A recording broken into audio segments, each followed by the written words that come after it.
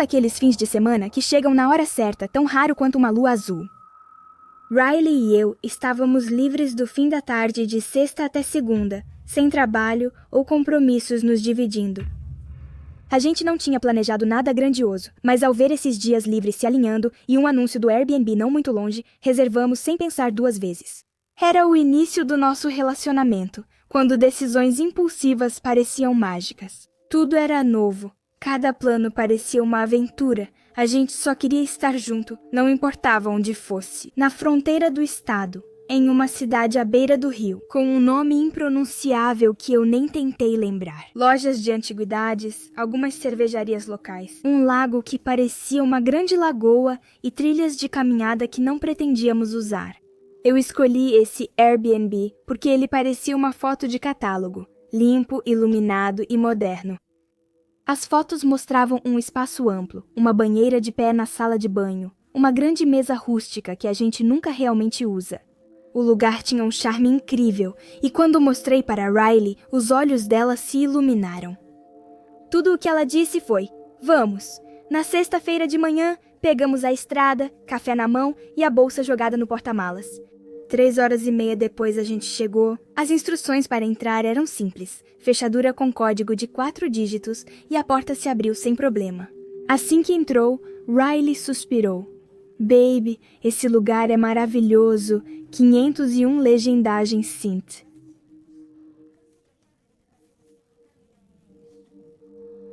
"501.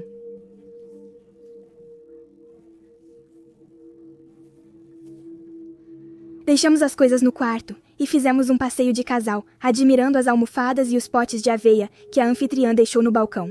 Parecia um recomeço, como se ninguém tivesse dormido ali antes de nós. Tínhamos a impressão de que aquele lugar era nosso pelo fim de semana. Nada de estranho, nada de anormal, nenhum cheiro suspeito, nenhum assoalho rangendo, nenhuma boneca estranha em um armário, só uma casa bonita em uma cidadezinha tranquila. Um verdadeiro descanso. Eu não imaginava que, em poucas horas, teria a noite mais repugnante da minha vida. Souls, fomos juntos para a cidade de mãos dadas.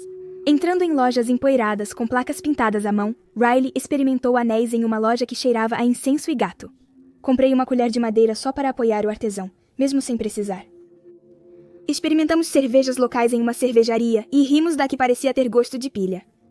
Era esse o objetivo, estarmos juntas. O jantar foi incrível. Churrascaria escondida na esquina de um antigo centro comercial sem reformas desde os anos 90. Por fora, nada especial. Por dentro, toalha branca, talheres de prata, Trípoli. E um cardápio curto, mas perfeito. Escargot, pão de alho, salada, sopa, bife e lagosta, depois um crème brûlée para dividir. Riley ergueu sua taça de vinho contra a minha. Talvez seja o dia mais bonito da minha vida. Eu senti o mesmo. Felizes e apaixonadas, voltamos de Uber, um pouco bêbadas e já juntas na entrada. Assim que chegamos em casa, deixamos o vinho continuar rolando e acabamos no quarto, presas em uma bolha só nossa. Essa intimidade perfeita surge logo depois, junto ao calor dos lençóis. Adormeci com a mão dela na minha, a respiração em meu ombro, pensando, sim, faria isso para sempre. Por volta das 3 ou 4 da manhã, acordei para ir ao banheiro e tentei sair da cama sem acordá-la. A casa estava silenciosa. Descalça e meio adormecida no corredor, senti de imediato que algo estava errado. O chão estava estranho, não estava molhado nem pegajoso, mas macio, como se algo se mexesse debaixo do carpete. Senti um cheiro de podridão adocicada, como carne deixada ao sol, vindo do banheiro com a luz acesa. Pensei que eu estava só paranoica, mas enquanto lavava as mãos, vi o corredor pelo espelho. O chão estava se mexendo. No começo parecia um efeito óptico, tipo um brilho, mas quando cheguei mais perto, meu estômago revirou. Larvas, milhares delas. Um tapete branco se contorcendo avançando lentamente da porta da garagem em direção à cozinha. Formava uma massa compacta, como arroz úmido, que ondulava sob o próprio peso. Senti um enjoo, recuei e percebi que meu pé tinha grudado neles. Limpei-os no azulejo, quase vomitando. Voltei correndo para o quarto. "Riley, acorda!" Ela gemeu. "Que horas são?" "Não sei, mas levanta sério." Ela abriu os olhos e a puxei pelos ombros. Algo está errado. A casa está cheia de larvas. Ela acordou de repente e fomos parar no corredor de roupas íntimas, olhando assustadas. Riley tapou a boca com a mão. Mas o que é isso? Vem da garagem. Tem alguma coisa morta lá dentro. A gente vestiu um jeans, calçou os sapatos, colocou uma camiseta às pressas. Riley pegou o celular e acendeu a lanterna. Eu peguei uma vassoura, abri a porta da garagem com o cabo. Um cheiro pestilento nos atingiu e uma enxurrada de larvas transbordou para dentro. Eu acendi a luz em um canto, onde tudo estava amontoado como lixo. Havia 3 cadáveres de guaxinins inchados e em decomposição. Um cachorro de boca aberta, cinza congelado, olhos pretos cercados de moscas, o chão encharcado de fluidos de decomposição. Eles devem ter entrado e não conseguiram sair, eu disse, cobrindo meu nariz, Riley, com a voz trêmula. Ninguém limpou isso. Por que o outro deixou isso assim? E aí, eu parei de repente, porque ela tinha razão, como a gente não sentiu nada antes. Os corpos já estavam lá há dias. O cheiro devia ter tomado a casa desde a primeira noite. Olhando melhor, percebi algo ainda pior. Os corpos não estavam dispostos naturalmente. Eles formavam um semicírculo. Um dos guaxinins tinha uma corda vermelha amarrada no pescoço e no chão havia uma marca queimada, um círculo escurecido, como cinzas em espiral. Fiquei em silêncio e Riley me puxou. Ligamos para alguém, colocamos todas as nossas coisas no carro, trancamos a casa como deu e fomos embora. Tomamos banho por 1 hora ao chegar em outro lugar, mas ainda sentíamos algo rastejando na pele. O proprietário me ligou às 6 horas da manhã. Quando eu descrevi a cena para ele, ele disse: "Isso não faz sentido. Eu estive na garagem na semana passada. Estava tudo limpo. Quando ele veio mais tarde, ficou paralisado ao ver as carcaças. E então, percebeu o barbante vermelho e o círculo de cinzas. Ele murmurou: 'Parece um ritual.' Não tentamos saber mais. Fugimos e decidimos nunca mais voltar.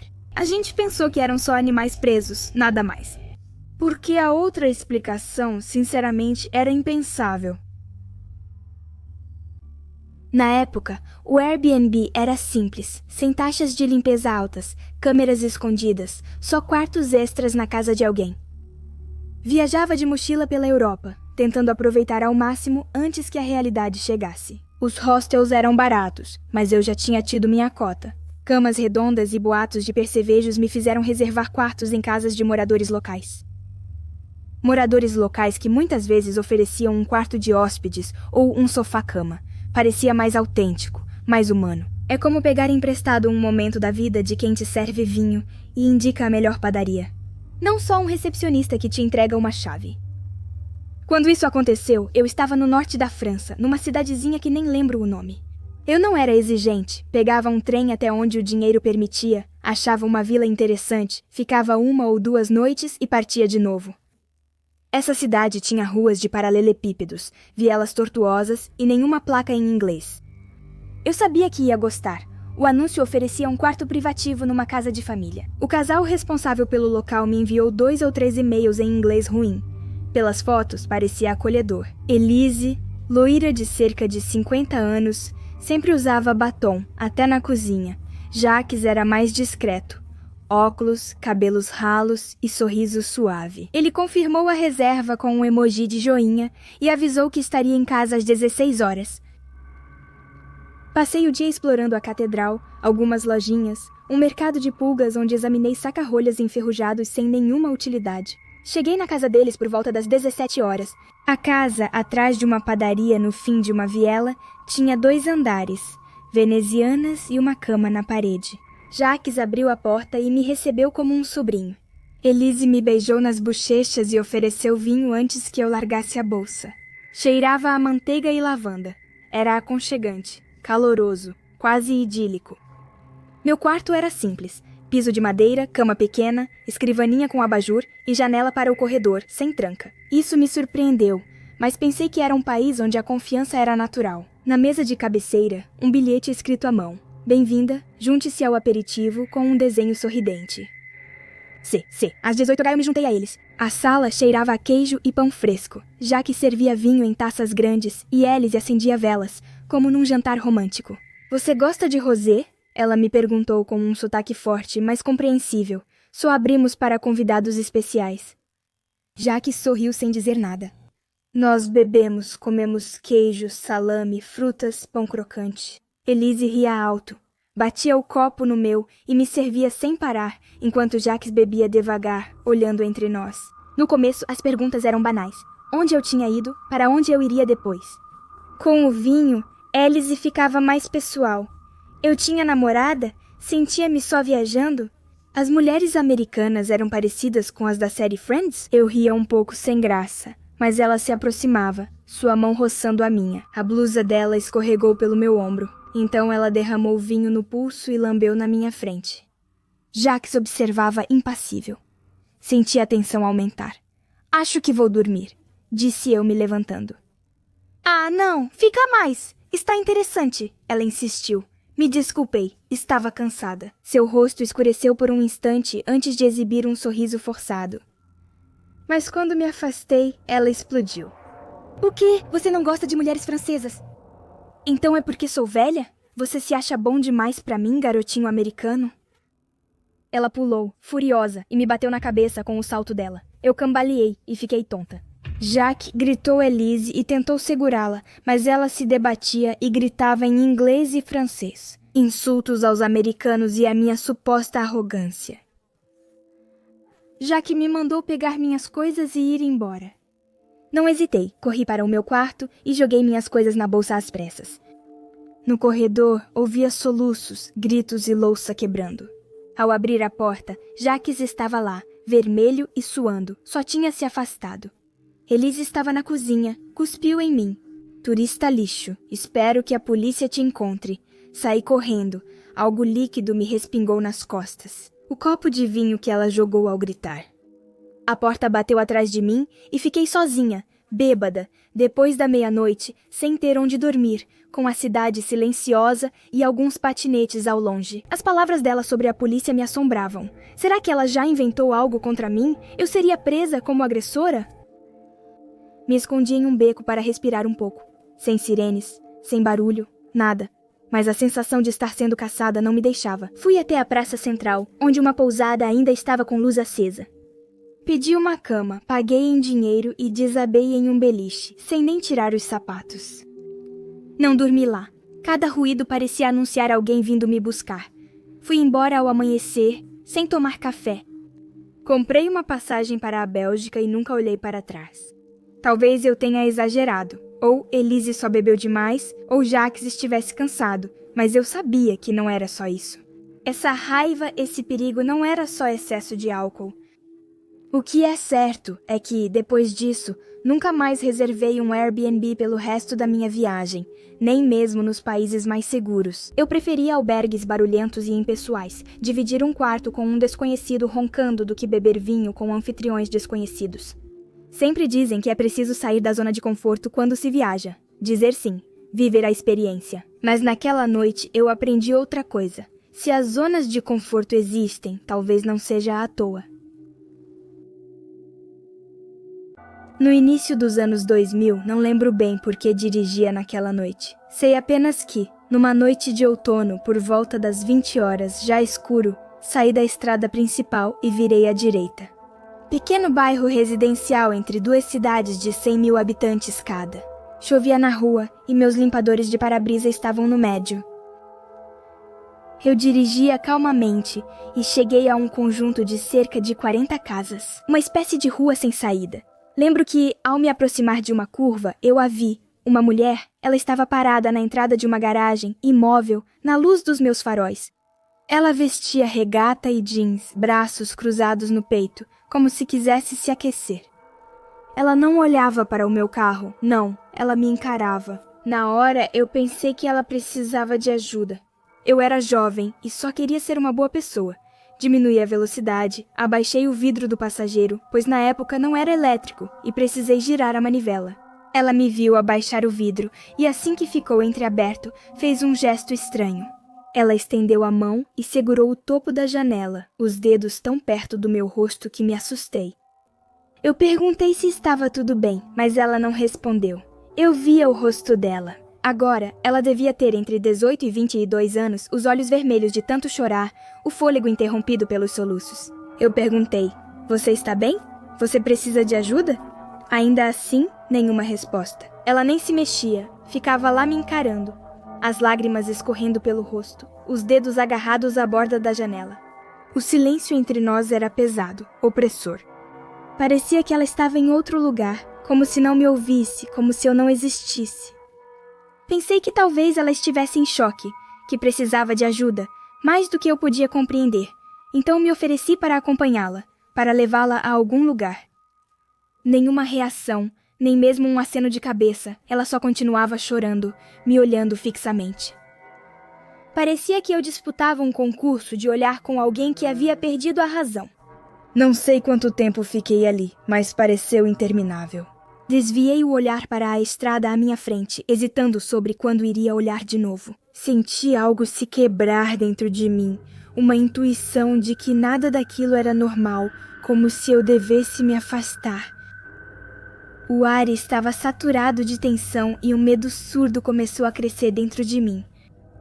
Então eu disse, me desculpe, e sem saber muito bem porquê, eu estava pedindo desculpas. E pouco antes de ir embora, acrescentei, não acho que eu possa ajudá-lo. Por um instante, ela não largou o vidro, aquele dedo continuava ali preso, depois ela os retirou suavemente. Ana sem amor. Então eu liguei o carro de novo e fui embora na noite, mas não pensei nisso imediatamente. Mas depois sim, e quanto mais eu pensava nisso, mais eu me perguntava, ela estava em perigo ou era uma armadilha? Eu nunca vou saber, mas nunca vou esquecer os olhos dela e o jeito como ela ficou, ali, em pé na chuva, me olhando como se eu não existisse. Eu cresci em um subúrbio da Nova Inglaterra, numa enorme casa colonial com mais de 150 anos.